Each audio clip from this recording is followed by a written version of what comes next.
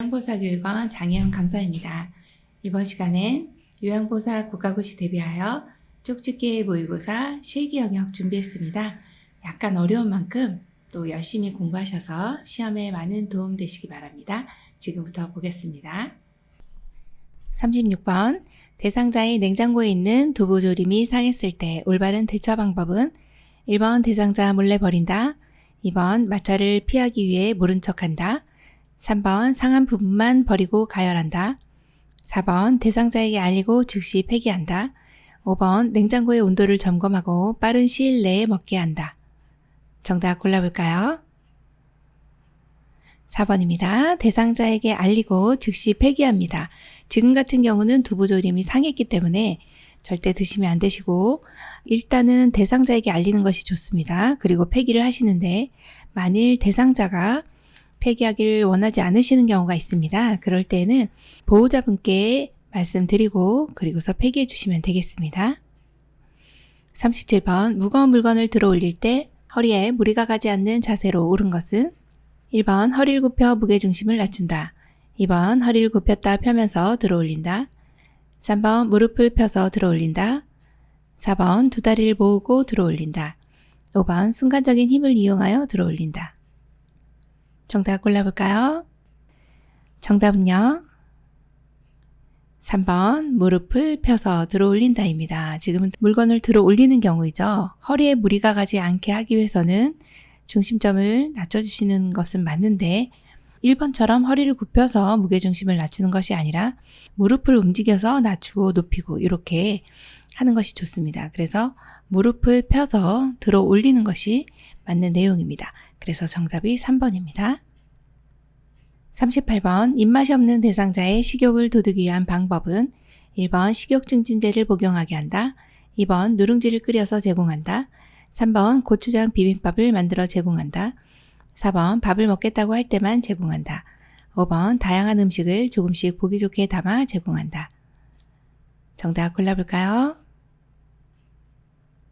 5번 다양한 음식을 조금씩 보기 좋게 담아 제공합니다. 자, 입맛이 없는 대상자 식욕을 돋우기 위한 방법은 시험에 많이 나옵니다. 어르신의 입맛은 점점 쓴맛을 많이 느끼게 되고 단맛을 잘 못 느끼시기 때문에 입맛이 없어지시기도 하고요. 그리고 또 가만히 누워 계시기 때문에 활동을 안 하시기 때문에 그렇습니다. 자, 그런 경우에는 다양한 음식을 조금씩이라는 표현을 알고 계시면 좋겠습니다. 너무 많이 준비하시면 그 잔칫날입니다. 그래서 조금씩 보기 좋게 담아 그때그때 드시고 또 다음께 준비해드리고 그렇게 하시면 기분도 좋아지시면서 입맛이 돋우는 이러한 상황이 되겠죠. 정답 5번입니다. 39번 대상자에게 식사를 제공할 때 사례를 예방하는 방법은 1번 수분이 적은 음식을 제공한다, 2번 의자 등받이에 등을 펴고 깊숙이 앉힌다, 3번 고개를 뒤로 젖히고 음식을 먹인다, 4번 말을 걸어 음식을 천천히 먹게 한다, 5번 많은 양을 입에 넣고 꼭꼭 씹게 한다. 정답은요 2번이네요. 의자 등받이에 등을 펴고 깊숙이 앉힌다 입니다. 만약에 깊숙이 앉지 않는 경우는 엉덩이가 이쪽에 위치하게 됩니다. 그러면은 낙상하기 쉽기 때문에 이렇게 깊숙이 앉히는 거 너무 중요하고요. 자, 사례를 예방하기 위해서는 1번 같이 수분이 적은 음식은 마르기 때문에 마른 음식들은 이렇게 사례가 걸리기가 쉽죠. 안 되고요. 3번처럼 음식을 드실 때 고개를 뒤로 젖히는 것은 오히려 음식을 삼키는 것이 어려워집니다. 고개를 약간 앞으로 숙인 상태로 그리고 턱을 뒤로 당깁니다. 이 자세가 가장 좋고 그래야 입이 식도보다 아래 위치하게 돼서 넘어가는데 사례가 걸리지 않고 무리 없이 넘어갈 수가 있겠습니다. 4번처럼 말을 건다 이러면 말씀하시다가 사례가 걸릴 수가 있어서 요건 반드시 주의해 주셔야 되는데 말을 걸지 않는다로 기억을 해 주셔야 됩니다. 자, 5번처럼 많은 양을 넣어주시면 이렇게 씹으실 때 넘어가기도 하고 막 굉장히 불편한 상황입니다. 네, 조금씩 넣어주시면 됩니다. 정답 2번입니다. 40번 누운 자세로 식사를 해야 하는 대상자를 돕는 방법은 1번 숟가락 끝부분을 입술 중앙에 대고 먹인다, 2번 신맛이 강한 음식을 제공하여 입맛을 돋운다, 3번 배 부위와 가슴을 압박하는 옷을 입힌다, 4번 식사 도중 살에 들리면 따뜻한 물을 먹인다, 5번 등에 베개를 대어 옆으로 눕힌 상태에서 음식을 제공한다. 정답 골라볼까요? 5번이네요.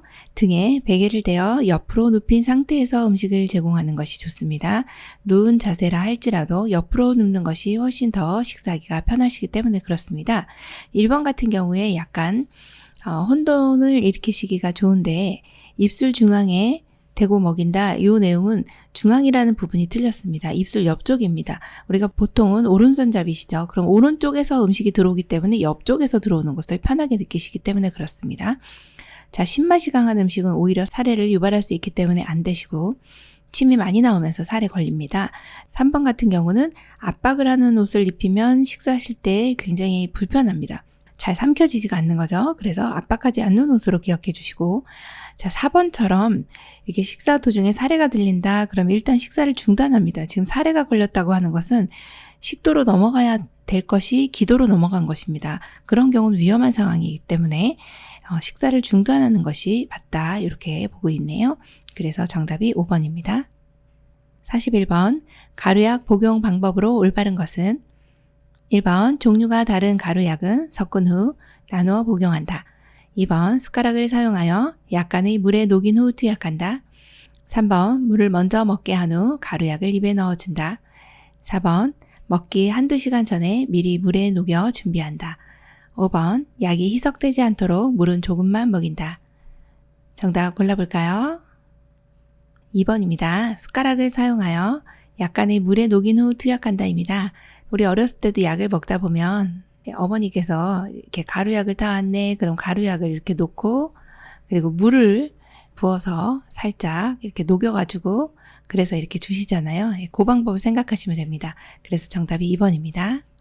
42번 물약 복용 방법으로 옳은 것은 1번 약을 따르기 전에 약물을 흔들어 섞는다. 2번 뚜껑의 안쪽이 아래로 향하도록 놓는다. 3번 투약 후 남은 약은 다시 약병에 넣는다. 4번 약병의 라벨이 붙은 쪽으로 약을 따른다. 5번 약 용량이 적을 때에는 숟가락을 이용한다. 정답은요? 1번이네요. 약을 따르기 전에 약물을 흔들어 섞습니다. 왜냐하면 여기 이렇게 농도가 아래쪽은 이렇게 생약 성분 같은 경우는 약간의 가라앉아 있고 윗부분은 이게 농도가 옅을 수 있어요. 그래서 농도를 맞추기 위해서 따르기 전에 약물을 흔들어 주시는 거는 너무 잘해 주셨습니다. 나머지는 굉장히 헷갈리셨을 텐데, 자, 2번처럼 뚜껑의 안쪽이 아래가 아니라요, 위쪽입니다. 자, 뚜껑이라고 하면은 이렇게 병에서 이제 뚜껑을 내려놓을 때 요 부분이 지금 안쪽이죠. 여기 요 부분이 요 안쪽이 어떻게 해요? 위로 가게 놓는다. 그래야 오염물들이 묻지 않는 겁니다. 그거 기억해 주시고 3번 같은 경우 투약 후 남은 약은 다시 넣으시면 여기 오염이 됩니다. 그래서 넣지 않는다. 기억해 주시고 4번 같이 라벨이 붙은 쪽으로 약을 따라 주시면 라벨이 여기 이렇게 예를 들어 이제 기침 시럽이다 그러면은 이렇게 약 이름이 있을 겁니다. 이쪽으로 이렇게 따르다 보면 이 약 이름이 지워질 수가 있어요. 그래서 라벨이 붙은 쪽으로 약을 따르는 것이 아니라 반대쪽으로 따른다. 약병에 라벨이 붙은 쪽은요. 붙은 쪽을 손바닥으로 잡은 상태로 따르시는 건 가능합니다. 요거 헷갈리시면 안 되겠어요? 자, 5번은 약 용량이 적을 때에는 숟가락을 이용한다? 아니고요. 용량이 적을 때 양을 측정해야 되기 때문에 양이 적을 때는 바늘을 제거한 주사기에 이렇게 해서 약을 투약해 주시면 되겠습니다. 입안에 조금씩 넣어 주시면 되겠죠. 43번 대상자에게 안연고를 투여하는 방법으로 옳은 것은 1번 멸균솜으로 눈의 바깥쪽에서 안쪽으로 닦아준다. 2번 튜브에서 처음 나오는 것은 거즈로 닦아버린다. 3번 튜브를 동공 위에 놓고 바깥쪽으로 짜넣는다.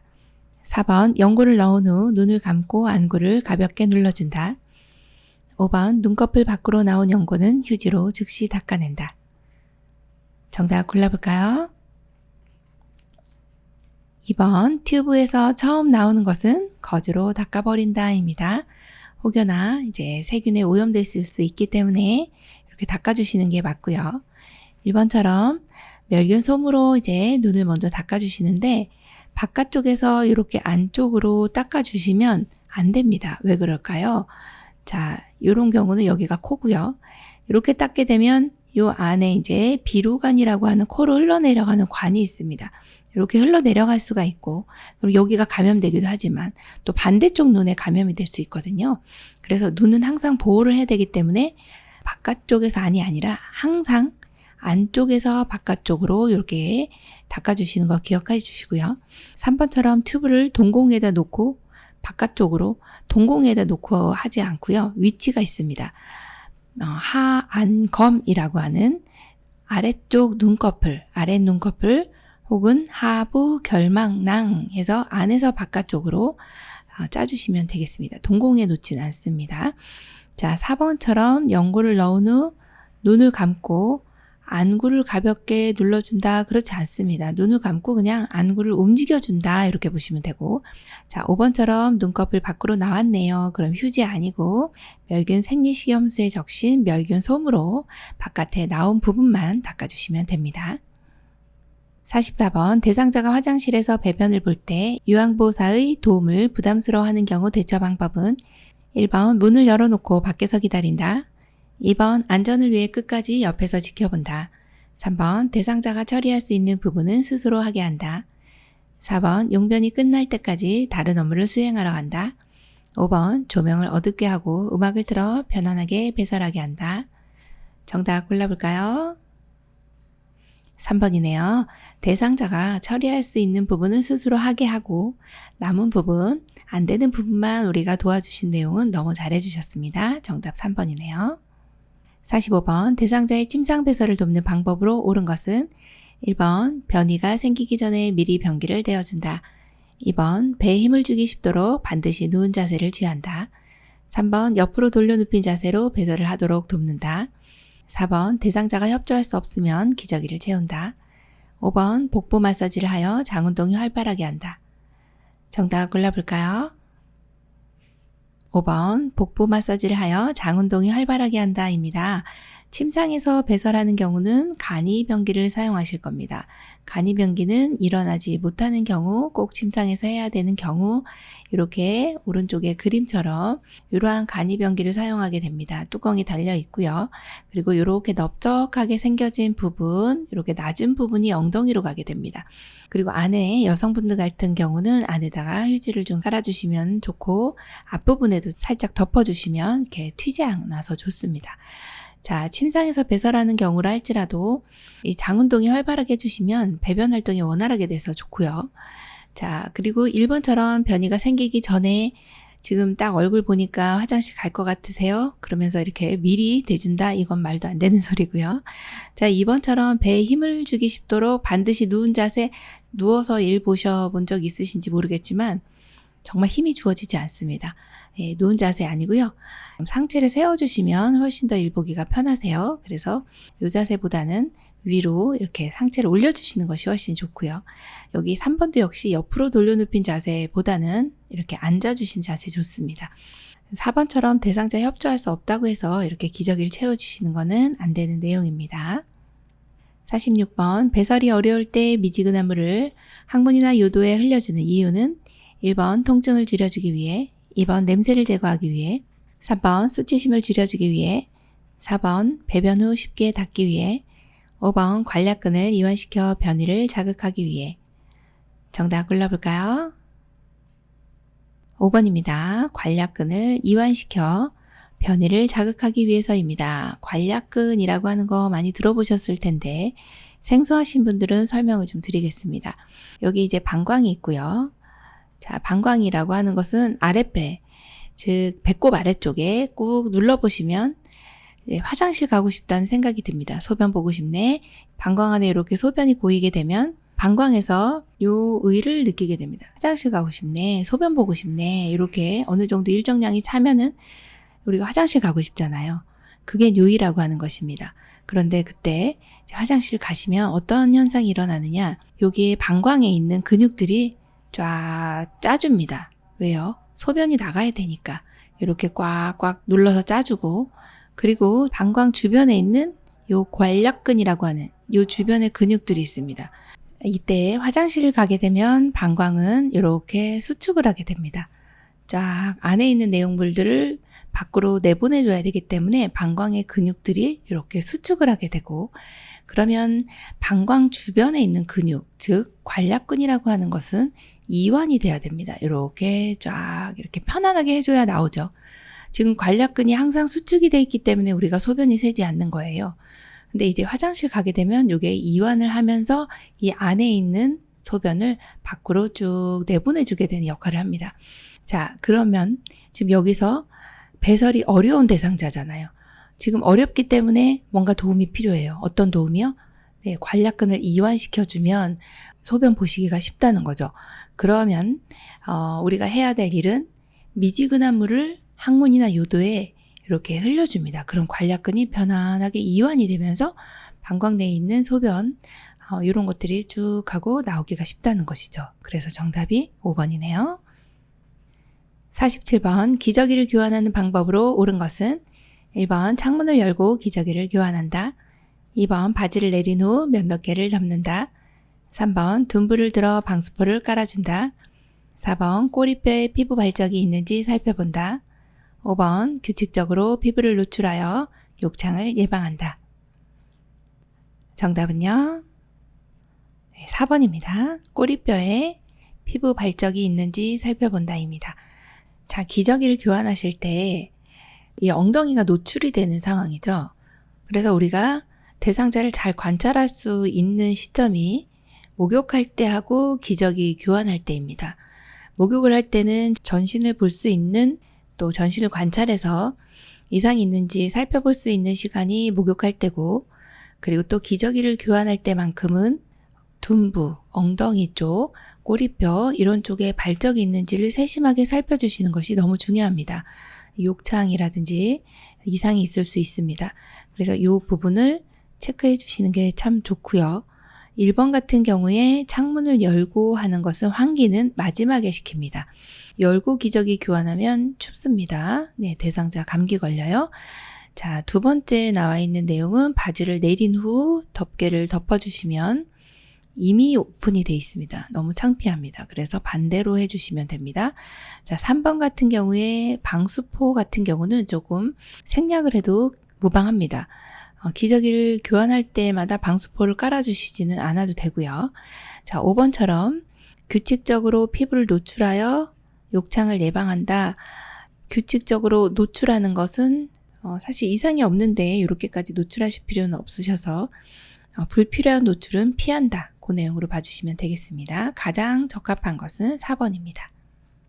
48번 유치도뇨관을 삽입하고 있는 대상자가 방광이 팽만하여 아랫배가 아프다고 한다. 확인해야 할 사항은 1번 소변 주머니를 눈높이로 들어 소변량을 확인한다. 2번 유치도뇨관이 빠져 있는지 소변줄을 당겨본다.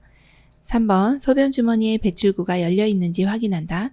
4번 연결관이 눌리거나 꺾여 있는지 확인한다. 5번 소변이 밖으로 새는지 확인한다. 정답 골라볼까요? 4번입니다. 연결관이 눌리거나 꺾여 있는지 확인합니다. 자, 유치도뇨관이라고 하는 것은 생소하실 텐데 방광 안에 있는 소변을 내보내질 못해서 이렇게 꽉 차 있는 경우, 전립선 비대증인 경우가 가장 흔한데, 전립선 비대증인 경우는 소변을 보실 때 힘을 줘야 나온다든지 아니면 소변 볼 때까지 이렇게 시간이 좀 오래 걸린다든지 소변 줄기가 가늘어진다든지 이러한 내용들이 이제 전립선 비대증이신 경우에 결국에는 이제 소변 보시는 게 너무 힘들다 보니까 나중에 이것이 막히게 되면 정말 방울방울 이렇게 나오시게 돼요. 여기 꽉 차 있는데 못 나오죠. 그렇게 되면은 유치도뇨관이라는 것을 사용해서 방광 안에다가 도뇨관을 유치하는 겁니다. 그렇게 지금 보이시는 이렇게 풍선을 사용을 해서 부풀려서 고정을 해놓고 방광 안에 있는 요 줄이 여기서부터 이렇게 도뇨관이 연결돼서요. 지금 여기 줄이 이렇게 약간 돌려져 있는데 이렇게 해서 들어가게 됩니다. 이 줄이 상당히 깁니다. 그래서 방광 안에 있는 소변이 만약에 줄이 연결관이 눌리거나 꺾여 있으면 중간에 내려오지 못하고 이렇게 위에 고여 있게 됩니다. 소변은 이 아래쪽에 고이셔야 되는데 이 위에서 방광 안에 있는 소변이 나오질 못하게 되기 때문에 연결관이 눌려 있거나 꺾여 있는지 확인하는 것이 가장 우선이다. 이렇게 보시면 되겠네요. 정답이 4번입니다. 49번 누워있는 대상자의 칫솔질 방법으로 옳은 것은 1번 가능한 누운 자세로 칫솔질한다. 2번 칫솔모 위에 치약을 두툼하게 올린다. 3번 목젖까지 깊숙이 닦는다. 4번 입안을 찬물로 여러 번 헹군다. 5번 곡반을 턱 밑에 대고 흘러내리는 물을 받아낸다. 정답 골라볼까요?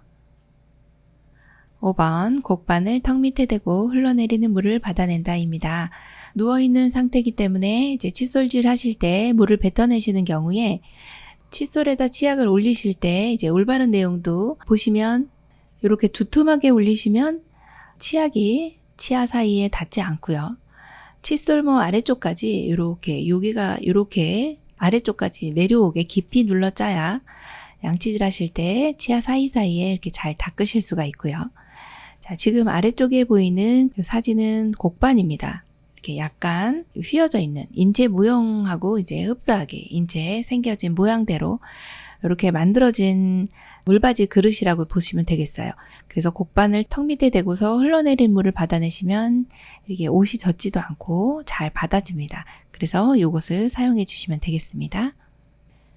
50번 의치를 사용하는 대상자를 돕는 방법은 1번 잘 때도 의치를 착용하게 한다. 2번 의치는 깨끗한 거즈에 싸서 보관한다. 3번 마비가 있는 경우 의치 위치를 자주 확인한다. 4번 의치를 끼울 때는 아랫니부터 끼운다. 5번 의치를 삽입 후 구강 세정제로 헹군다. 정답 골라볼까요? 3번 마비가 있는 경우 의치 위치를 자주 확인한다 입니다. 마비가 있을 때는 이것이 이제 빠져서 넘어가기도 하고 그런데 마비 때문에 잘 느끼지 못하시기 때문에 우리가 위치를 잘 확인해 주셔야 합니다. 그래서 정답이 3번이고요. 잘 때 의치는 빼줍니다. 자, 이 내용은 시험에 많이 나오니까 좀 기억을 해 주셔야 됩니다. 잘 때는 의치를 뺀다. 그래서 하루에 6시간에서 7시간 정도 잇몸을 압박을 좀 줄여주면서 쉬어주게 하면 좋거든요. 6시간에서 7시간. 그러니까 주무시는 동안 빼놓으시면 좋습니다. 자, 2번 같이 의치를 깨끗한 거즈에 싸서 보관한다. 깨끗하네. 이러시면 안 됩니다. 자, 이런 경우는 어떻게 해야 되느냐? 오른쪽에 보이는 요 용기가 있죠. 그래서 요 전용 용기에 찬물이 담긴 용기에다가 보관해야 변형을 막을 수 있다. 요 내용을 하나 기억해 주십니다. 그 다음 또 의치의 변형을 막기 위해서는 이렇게 건조시키면 안 된다. 그 내용도 체크해 주셔야 되지만 뜨거운 물로 닦아주시면 또 역시 변형이 일어날 수 있기 때문에 찬물로 이렇게 닦아주셔야 된다. 그것도 체크를 해주셔야 되고요. 자, 4번도 많이 나오는 내용인데 의치를 끼울 때는 윗니입니다. 우리 노래가 있습니다. 윗니 아래이 딱자 이 노래가 그냥 나오는 노래가 아닙니다. 네, 의치를 끼울 때는 윗니부터 노래 한 번씩 해보시면 시험 볼 때 도움이 될 겁니다. 자, 5번째 의치 삽입 후에 구강세정제로 헹구는 것이 아니라 구강세정제로 헹군 다음에 의치를 삽입해야 입안이 깨끗하기도 하고 또 약간의 물이 있기 때문에 이게 잘 끼워집니다. 그래서 순서가 바뀌었기 때문에 틀렸고요. 정답은 3번이네요. 51번 여성 대상자의 회음부 청결을 돕는 방법은 1번 누워서 무릎을 곧게 펴도록 한다. 2번 앞쪽에서 뒤쪽으로 닦아낸다. 3번 좌우로 반복해서 닦는다. 4번 요도를 중심으로 원을 그리며 닦는다. 5번 물수건으로 물기를 닦아낸다. 정답은요? 2번 앞쪽에서 뒤쪽으로 닦아낸다가 맞습니다. 그림 보시면 방광의 위치가 여기 방광, 그 다음에 질, 항문 이렇게 순서대로 되어 있습니다. 지금 체크되어 있는 쪽은 여기 이렇게 앞쪽이 지금 여기에 있고요. 왼쪽으로 가면 뒤쪽이거든요. 자, 대장균이 어디에 있냐 보니까 직장에서 내려오는 요 항문 쪽에 대장균이 많이 있습니다. 미생물들이. 요 뒤에서 앞으로 닦아주시면 요로 감염이 일으키는 거죠. 요도를 타고 올라가서 방광염 또 신장 쪽까지 신우신염 이런 것들을 일으킬 수가 있습니다. 그래서 반드시 앞에서 뒤로라고 하는 내용을 기억해 주셔야 됩니다. 여기 이쪽이 앞쪽이기 때문에 자 앞에서 뒤로 닦아준다 그러면 요도에서 항문 쪽으로 요걸 반드시 기억해 주시고요. 자, 1번처럼 누워서 무릎을 곧게 펴지 않고 누워서 무릎을 이렇게 구부려 주시면 훨씬 더 회음부 청결하기가 좋고요. 자, 좌우로 반복한다든지 원을 그리듯이 한다든지 이렇게 해서 닦지는 않습니다. 자, 5번 같은 경우에 물수건으로 물기 닦아내는 것이 아니라 마른 수건으로 닦아냅니다. 마지막은. 그래서 정답이 2번이네요. 52번 편마비 대상자의 통목욕 시 돕는 방법으로 옳은 것은 1번 팔, 몸통, 다리, 회음부 순서로 닦아낸다. 2번 욕조에 들어갈 때는 건강한 쪽 다리 먼저 들어간다. 3번 근육 긴장 이완을 위해 욕조에 30분 이상 담근다. 4번 욕조 한가운데 중심을 잡고 앉게 한다. 5번 양쪽 하지는 허벅지에서 발끝 쪽으로 닦는다. 정답은요? 2번입니다. 욕조에 들어갈 때는 건강한 쪽 다리 먼저 들어가고 나올 때도 역시 건강한 쪽이 먼저 나온다. 이 내용도 기억해 주시고요. 편마비 대상자이기 때문에 통목욕 할 때든 우리가 도와드릴 부분이 상당히 많습니다. 자, 닦는 순서는 다리가 먼저입니다. 1번은 다리 먼저, 그 다음에 팔, 몸통, 회음부 이렇게 닦고 통에 들어갑니다. 3번은요. 근육 긴장 이완 좋으네요. 그렇지만 욕조에 30분 이상 담그면 어르신들 다 실신합니다. 그래서 5분 이상 담그지 않는다. 이 정도 기억해 주시면 되겠고요. 자, 4번처럼 욕조 한가운데 한번 앉아 보십시오. 우리 균형 못 잡습니다. 어르신요. 요 등 쪽이 욕조에 닿게 해서 이렇게 목욕을 시켜주셔야 됩니다. 5번은요. 양쪽 하지, 지금 오른쪽에 사진을 한번 보시면 하지를 닦을 때는 허벅지에서 발끝이 아니라 발끝에서 허벅지 방향으로 이렇게 닦아주셔야 이 말초의 순환을 도울 수가 있습니다. 말초라고 하면 손끝 발끝입니다.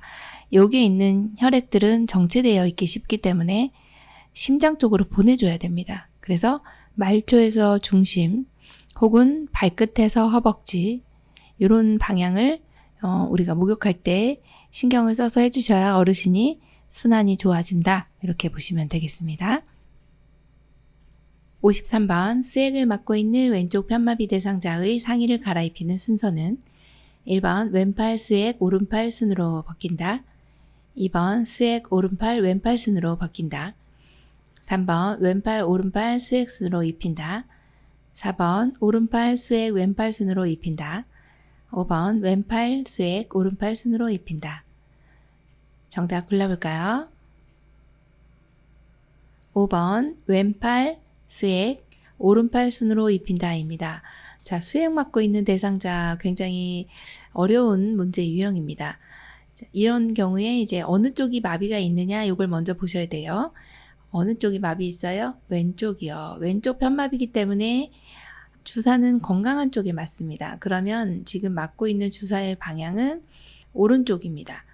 갈아입히는 순서기 때문에 항상 이제 이 문제가 시험에 나오면 옷 갈아입히는 거 나오면요.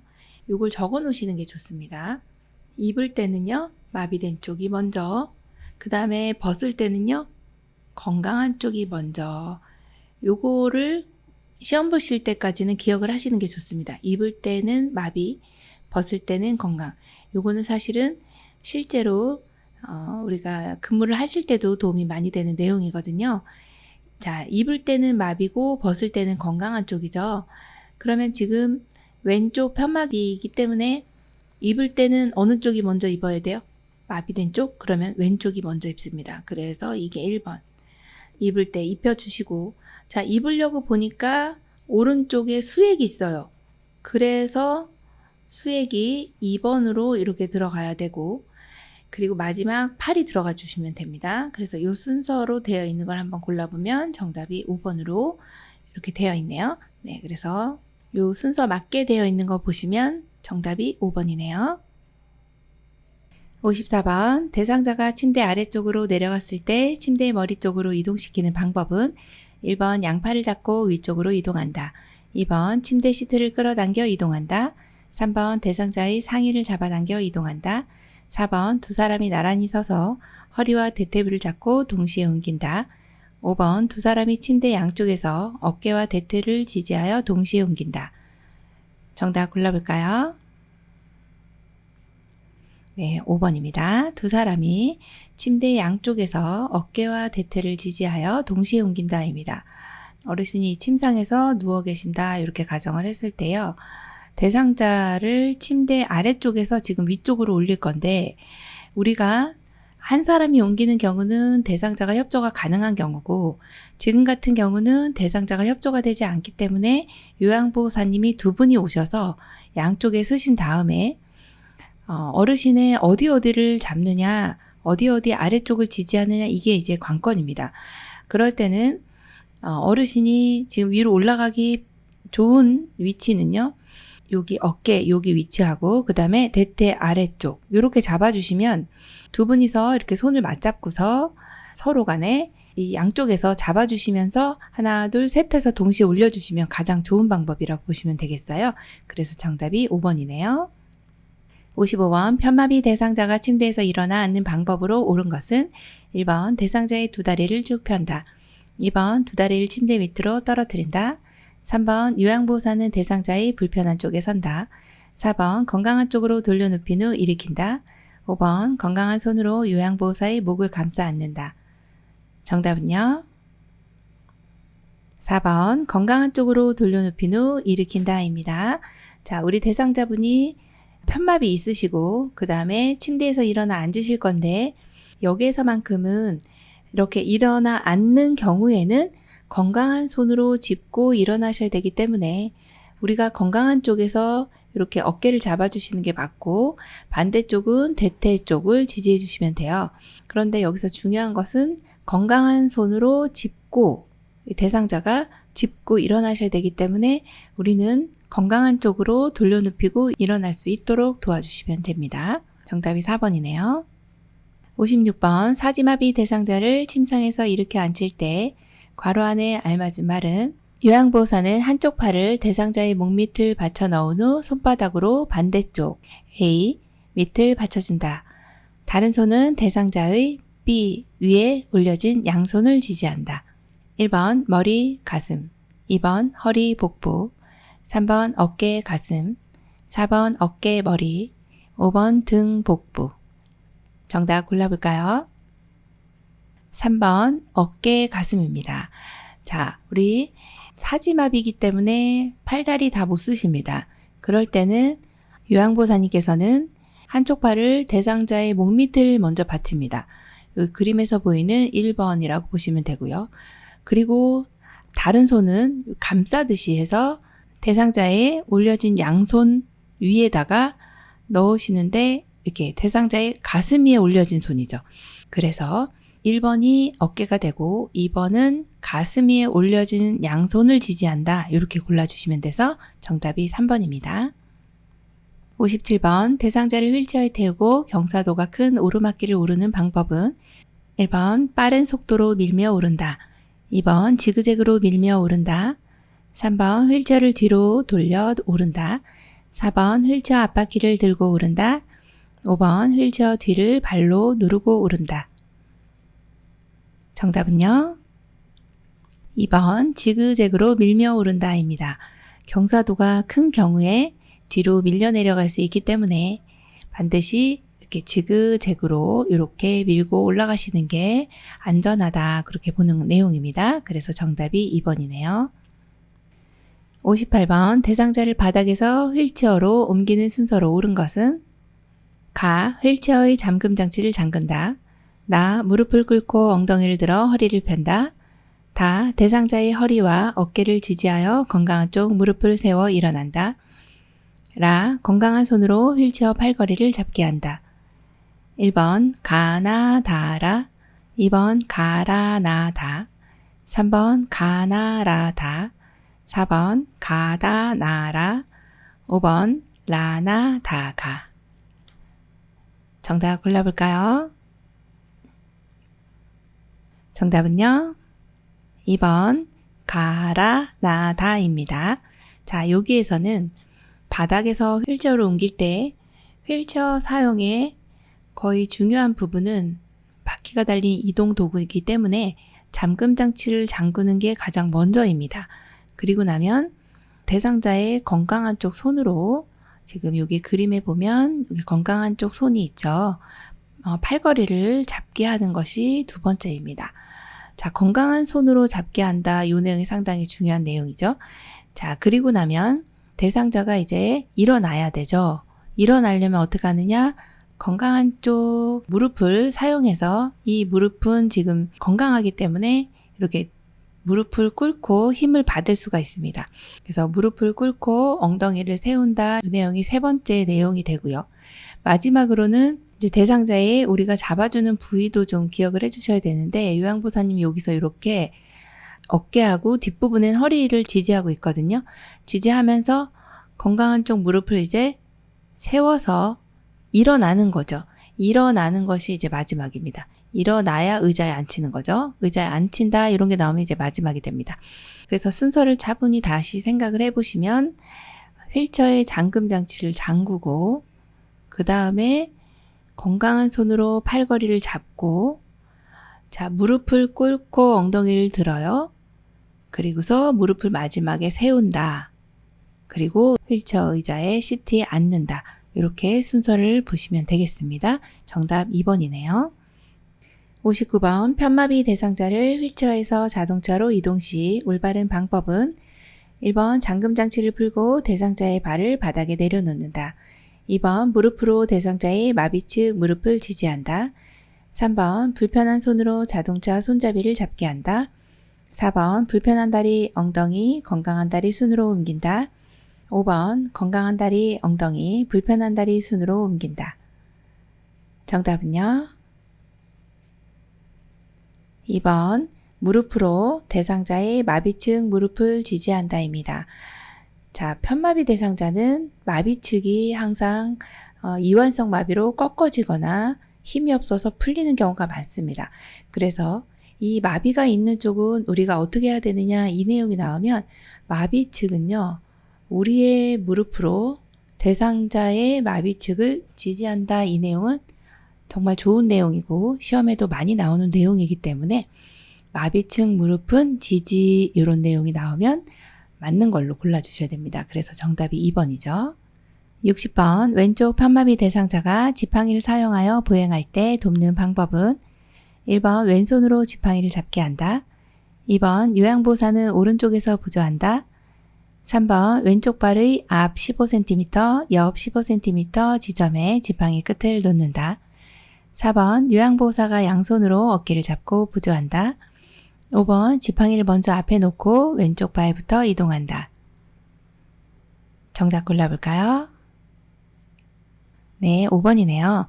지팡이를 먼저 앞에 놓고 그 다음 왼쪽 발, 그리고 오른쪽 발, 이렇게 보행하실 때는 평지 보행은 지팡이가 먼저 나가고 그 다음 불편한 다리 나가고 그리고서 이제 건강한 다리가 나가주시면 되죠.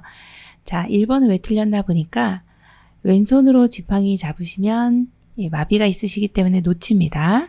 그래서 틀렸고, 자, 우리 요양보 선생님은 불편한 쪽에서 보조합니다. 그래서 방향이 틀렸고, 자, 3번 같은 경우도 지팡이를 건강한 손으로 잡기 때문에 왼쪽 발 앞쪽, 옆쪽에 놓는 것이 아니라 오른쪽 발 앞 15cm, 오른쪽 발, 새끼 발가락 옆쪽으로 15cm, 이렇게 지점에 지팡이 끝을 놔주시면 돼요. 자, 이렇게 나가는 방향이 발을 보시면 여기 앞쪽으로 나간다 했을 때 지금 여기가 마비가 있기 때문에 건강 쪽에 앞에 15, 옆에 15 정확한 위치가 이렇게 되겠어요. 그래서 지팡이 놓는 위치도 상당히 중요하기 때문에 그 내용도 알고 계셔야 되겠습니다. 자, 4번은 왜 틀렸나 보니까 요양보호사가 양손으로 어깨를 잡고 보조하는 것이 아니라 요양보호사님의 위치는 왼쪽에 위치하게 되고요. 겨드랑이에 손을 넣어서 보조한다. 이렇게 보시면 되겠네요. 위치가 틀렸죠. 61번 오른쪽 편마비 대상자가 지팡이를 이용하여 계단을 오를 때 보행 순서는 1번 오른쪽 다리 지팡이 왼쪽 다리, 2번 왼쪽 다리 오른쪽 다리 지팡이, 3번 왼쪽 다리 지팡이 오른쪽 다리, 4번 지팡이 왼쪽 다리 오른쪽 다리, 5번 지팡이 오른쪽 다리 왼쪽 다리. 정답은요? 4번 지팡이 왼쪽 다리 오른쪽 다리입니다. 자, 지팡이 같은 경우에 지금 계단을 오를 때입니다. 올라갈 때는 지팡이, 그 다음에 건강한 다리, 마지막 불편한 다리, 이 순서로 가면 됩니다. 자, 지팡이가 항상 지팡이 나오면 지팡이가 먼저, 그 다음에 올라갈 때는 힘이 있어야 되니까 건강한 다리가 가고 마지막 불편한 다리를 데리고 올라간다. 이렇게 생각하시면 됩니다. 그래서 정답이 4번입니다. 62번 감염 예방을 위한 방법으로 옳은 것은 1번 세수대야에 따뜻한 물을 받아 씻는다. 2번 항균 액체 비누를 사용하여 흐르는 미온수로 씻는다. 3번 젖은 수건은 건조한 후 다시 사용한다. 4번 장갑을 착용했을 때에는 손 씻기를 생략한다. 5번 오염된 장갑은 깨끗이 씻어 건조한 후 재사용한다. 정답 골라볼까요? 2번 항균 액체 비누를 사용하여 흐르는 미온수로 씻는다. 네, 너무 잘해주셨고요. 감염 예방을 위해서는 이렇게 액상의 비누, 항균 액체 비누 너무 좋습니다. 네, 바 형태의 비누보다는 요 지금의 액상 비누가 훨씬 더 위생적이고요. 손 세정력도 좋습니다. 자, 1번처럼 세수대야에 이렇게 받아서 씻지는 않습니다. 예, 오염원이 계속 있는 상태이기 때문에 흐르는 물로 씻는다 기억해 주시고, 젖은 수건은 건조하는 게 아니라 세탁해서 다시 사용해 주셔야 되고요. 4번처럼 장갑을 착용했다 할지라도 손 씻기를 해주신다. 이 내용도 시험에 많이 출제되는 내용이니까 기억을 해주셔야 되고요. 5번처럼 오염된 장갑은 이렇게 재사용하지는 않습니다. 그래서 정답이 2번입니다. 63번 흡입 물품을 관리하는 방법으로 옳은 것은 1번 한 번 사용한 카테터는 버린다. 2번 흡입병은 일주 1회 이상 깨끗이 닦는다. 3번 흡입병에 가래가 가득 차면 버리고 세척한다. 4번 사용한 카테터는 물에 담가 놓았다가 흐르는 물에 비벼 씻는다. 5번 고무 제품은 15분 이상 끓인 후 쟁반에 널어 햇볕에 말린다. 정답은요? 네, 4번입니다. 사용한 카테터는 물에 담가 놓았다가 흐르는 물에 비벼 씻는다입니다. 여기에 보이는 요 앞부분에 있는 요것을 이제 카테터라고 합니다. 요 카테터로 기관지 내에 있는 분비물들을 빨아들이게 됩니다. 그렇게 되면 이제 요 통이 보이실 건데요. 요게 받아지게 됩니다. 요거는 하루에 한 번 이상 깨끗이 닦아주시면 되고요. 그리고 지금 보이는 카테터 같은 경우는 사용하시고 나면 15분 이상 끓인 후에 쟁반에 널어서 그늘에 말려주시면 됩니다. 그래서 정답이 4번입니다. 64번 침대를 사용하는 대상자를 돕는 방법으로 옳은 것은 1번 이용할 수 있도록 침대 바퀴는 열린 상태로 둔다. 2번 대상자가 내려오기 쉽게 난간을 내려놓는다. 3번 등판, 다리판 작동 손잡이는 신속하게 조절한다. 4번 안전을 위해 잠금 장치를 잠근 상태로 이동한다. 5번 부착된 식탁을 사용하지 않을 때는 접어놓는다. 정답은요? 네, 5번입니다. 네, 침대 안전하게 사용하셔야 되는데 어르신이 많이 계시는 곳이 대부분 이제 침상이라고 보시면 되는데 이 침대를 조금 여기 발판 쪽에 침대에 위치하게 됩니다. 이렇게 여기 위치하게 되어 있는 것을 접어 놓아야지 이걸 펼쳐 놓으시면 걸리겠죠. 그리고 항상 1번처럼 이제 침대 바퀴가 이동할 때 이제 열린 상태로 두시면 낙상하기가 쉽습니다. 안 되는 거고요. 자, 2번처럼 난간을 내려놓으시면 또 떨어지시는 거죠. 이것도 위험합니다. 자, 3번처럼 이렇게 등판, 다리판, 작동 손잡이를 신속하게 조절하시면은 어르신이 어지러워하세요. 천천히 작동을 해주시면 되고요. 또 4번처럼 안전을 위해서 잠금 장치를 잠근 상태로 이동을 해주시면은 여기 이제 아래쪽에 이렇게 바퀴 4군데에 다 잠금 장치가 있습니다. 그럼 침대가 굴러가질 않습니다. 이건 연 상태로 이동을 해주셔야 되겠죠. 그래서 정답이 5번입니다. 65번 실내에서 화재 발생 시 소화기를 사용하는 순서는 가. 노즐을 잡고 불 쪽을 향한다. 나. 손잡이를 움켜쥔다. 다. 안전핀을 뽑는다. 라. 분말을 고루 쏜다. 1번 나다 가라. 2번 나가 다라. 3번 다가 나라, 4번 다나 가라, 5번 나다라가. 정답 골라볼까요? 3번입니다. 실내에서 화재가 발생하면 소화기를 먼저 사용해서 불을 소화해야 되고요. 진화해야 되겠죠. 그래서 여기 안전핀이라고 되어 있는 이 부분, 여기 안전핀이 항상 이 가운데 부분에 있습니다. 이걸 잡아 뽑는다. 이게 1번이고요. 그 다음 두 번째가 이제 노즐을 잡고서 여기 노즐이 있습니다. 이 호스를 잡고 불 쪽을 향해 주시고, 그리고 나면 손잡이를 움켜 쥐어야 이 분말이 나오는 거죠. 그래서 마지막은 분말을 고루 쏜다. 이렇게 해서 차근차근 생각하시면 되겠습니다. 정답 3번입니다. 66번 쾌적하고 안전한 주거 환경을 조성하는 방법으로 옳은 것은 1번 자연 채광이 들어오지 않게 커튼을 친다. 2번 현관이나 계단에 발밑을 비추는 조명을 설치한다. 3번 전체 난방보다는 국소 난방이 바람직하다. 4번 화장실 안을 볼 수 있도록 유리문으로 설치한다. 5번 세탁하기 쉬운 어두운 색의 식탁보를 깐다. 정답 골라볼까요? 2번 현관이나 계단 발밑을 비추는 조명을 설치한다입니다. 네, 어르신이 너무 어두우면은 잘 안 보이세요. 그렇다고 우리 시야에 정면에 이렇게 조명을 설치해 주시면 눈이 부셔가지고 순간적으로 잘 안 보일 수가 있습니다. 그래서 현관이나 계단 발밑에 이렇게 조명을 해주시면 어둡지도 않고 넘어지지도 않고 너무 안전하다고 보시면 되겠습니다. 그래서 정답 2번입니다. 67번 알아듣기는 하나 말을 할 수 없는 대상자와의 의사소통 방법은 1번 옆에서 편안하게 이야기한다. 2번 대상자의 말에 짐작하여 미리 대답한다. 3번 기본적인 정보를 반복하여 알려준다. 4번 대상자가 좋아하는 음악을 틀어놓고 대화한다. 5번 의사표현을 잘했을 때는 긍정적 공감을 해준다. 정답은요? 5번입니다. 의사표현을 잘했을 때는 긍정적 공감을 해준다.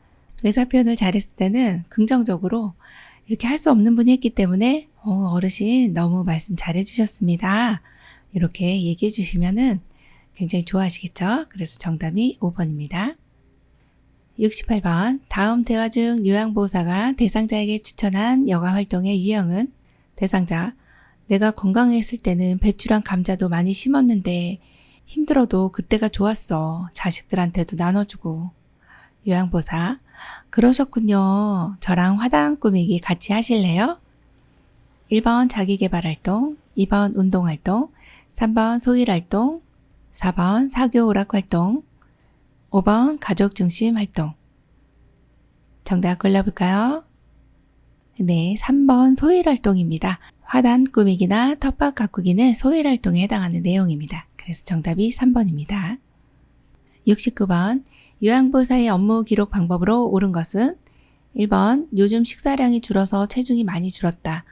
2번 식사를 하지 않아 오후에 간식을 제공하였다. 3번 오랜만에 손주가 다녀가서 기분이 좋아 보인다. 4번 9월 10일 오전 10시 우유 200ml를 드셨다. 5번 물을 많이 드시고는 방에서 소변을 봤다. 정답 골라볼까요?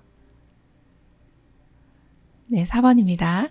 9월 10일 오전 10시 우유 200ml를 드셨다. 너무 정확하네요. 육하원칙에 의해서 이 시간이랑 양 이런 내용이 정확하게 기록이 되어 있네요. 정답이 4번입니다. 70번 낮에 계속 잠만 자고 밤에 돌아다니는 대상자를 돕는 방법은 1번 낮에 같이 산책을 한다. 2번 요양보호사도 낮에 자고 밤에 활동한다. 3번 밤에는 돌아다니지 못하게 방문을 잠근다.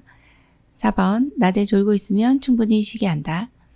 5번 저녁에 포만감 있는 식사를 제공한다. 정답은요? 1번 낮에 같이 산책을 한다입니다. 네, 밤에 돌아다니고 이제 낮에 지금 주무시고 계시는 거예요. 그러면 낮에 못 주무시도록 이렇게 말을 건다 이 내용도 좋고 또 산책을 같이 해서 신선한 공기를 마시게 하고 어쨌든 낮에 못 주무실 수 있도록 도와주는 방법이 나와 있네요. 그래서 정답이 1번입니다. 71번 요양원에 입소한 치매 대상자가 집에 가겠다고 잠긴 문을 잡고 두드리며 소란을 피울 때 대처 방법은 1번 신체적 제재를 가하여 조용하게 한다. 2번 소란을 피우면 퇴소시키겠다고 말한다. 3번 다른 대상자들에게 피해가 되지 않도록 방에 가둬둔다. 4번 아들이 곧 모셔간다고 했어요. 라고 안심시킨다. 5번 출입문이 잠겨 있어요. 다른 출입문을 함께 찾아봐요. 라고 말한다. 정답은요? 네, 5번입니다. 출입문이 잠겨 있어요. 다른 출입문을 함께 찾아봐요. 이것은 어르신의 주의를 환기시키는 내용이에요. 문을 잡고 막 두드리는 거죠. 여기 잠겨 있네요. 우리 다른 문 한번 찾아볼까요? 이렇게 하면 어르신이 이제 찾으시면서 시간이 지나면서 이렇게 소란이 조금 잠재워질 수가 있습니다. 정답 5번이네요. 72번 치매 대상자에게 나타나는 파괴적 행동에 대한 설명으로 옳은 것은 1번 주로 치매 초기에 나타난다. 2번 난폭한 행동이 자주 일어난다. 3번 에너지가 소모되어도 폭력적이다. 4번 파괴적 행동이 시작되면 오래 지속된다. 5번 진정된 후에는 이상 행동에 대해 상기시킨다. 정답 골라볼까요? 네, 1번이네요. 주로 치매 초기에 나타난다 입니다. 치매 대상자가 왜 이런 이제 파괴적인 행동이 왜 나타나는지 이제 이유를 보시면 여러 가지 이제 해왔던 일들, 일상적으로 해왔던 일들을 잘 기억하지 못하면서 또 감정에만 의존을 하게 되고요. 또 이런 여러 가지를 동시에 생각하다 보면 내가 왜 이런 일을 수행하지 못하지? 라고 하면서 막 화가 나시는 이런 상황인 겁니다. 그러니까 일상생활 잘 하시다가 갑자기 못하게 되고 또 감정에만 반응하게 되는 이런 상태가 이제 파괴적 행동이라고 보시면 되는데 주로 치매 초기에 나타나는 게 맞고요. 2번처럼 이렇게 자주 일어나진 않습니다. 또 3번처럼 에너지 소모되면요. 예전처럼 평온해집니다. 그래서 에너지 소모될 때까지 좀 기다려 주셔야 되고 파괴적 행동이 시작되면 또 오래 지속되지는 않습니다. 자, 그리고 5번처럼 진정된 후에는 이것에 대해서 상기시켜 주시면 절대 안 돼요. 또 그 상황이 다시 떠오르게 되면 또다시 파괴적 행동이 나타날 수가 있기 때문에 그렇습니다. 정답이 1번이네요. 73번 복통을 호소하는 치매 어르신에 대한 올바른 대화 방법은 1번 통증 부위 부위를 짚어가며 여기가 아프세요. 2번 어디가 불편하신지 말씀하세요. 3번 점심에 무엇을 드셨어요? 4번 언제부터 아프셨어요? 진통제 드릴게요. 5번 체한 것 같은데 곧 좋아질 거예요. 정답은요? 1번이죠. 네, 통증 부위를 짚어가며 여기가 아프세요? 이렇게 배 아프시다고 하니까 복통이죠. 배 짚어가면서 여기가 아프세요? 이렇게 여쭤보시면 됩니다. 1번이에요. 74번 치매 말기 대상자의 의사소통으로 옳은 것은 1번 오늘이 무슨 요일이에요? 잘 모르겠네요. 2번 밤에는 잘 주무셨어요? 배고파 밥 좀 줘. 3번 식사는 하셨어요? 아까 씻었어. 4번 여기가 어디예요? 여기가 어디예요? 5번 어르신 왜 자꾸 불러 귀찮게. 정답은요? 네, 4번입니다. 여기가 어디예요? 여기가 어디예요? 어르신이 똑같이 따라하는 앵무새처럼 따라하는 증상들이 나타나죠. 그래서 정답 4번입니다. 75번 임종 직후 요양보호로 옳은 것은 1번 대상자 소유물은 모아서 소각한다. 2번 튜브나 장치를 신속히 제거한다. 3번 시트로 대상자의 얼굴을 덮는다. 4번 엉덩이 밑에 패드를 제거한다. 5번 베개를 이용하여 어깨와 머리를 올려준다. 정답은요? 네, 5번입니다. 임종 직후에는 사후 시반이라고 해서 얼굴색이 검게 변하게 됩니다. 이때 베개를 이용해서 어깨와 머리를 올려주시면 예전의 상태 그대로 계실 수가 있어요. 그래서 베개를 이용해서 어깨와 머리를 올려주시면 되겠습니다. 76번 하임리법을 적용해야 할 상황으로 옳은 것은 1번 심장질환으로 인한 심정지 상태, 2번 이물질에 의한 기도질식 상태, 3번 위경련으로 인한 가슴 통증, 4번 뜨거운 물에 의한 화상, 5번 낙상에 의한 골절. 정답은요? 2번 이물질에 의한 기도 질식 상태입니다. 이때 이제 하임리법이라고 하면 기도에 뭔가 이물질이 들어갔어요. 그러면 숨을 못 쉬겠죠.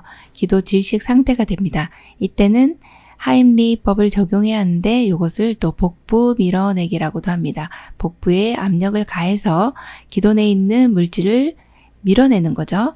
그래서 여기 명치와 배꼽 중간에 엄지손가락으로 잡으시고 그리고 반대 손으로 이렇게 감쌉니다. 뒤, 후, 상방 이렇게 기억해 주시면 좋겠죠. 후, 상방으로 당깁니다. 그러면 기도 내에 있는 이물질이 이렇게 툭 하고 튀어나오게 되죠.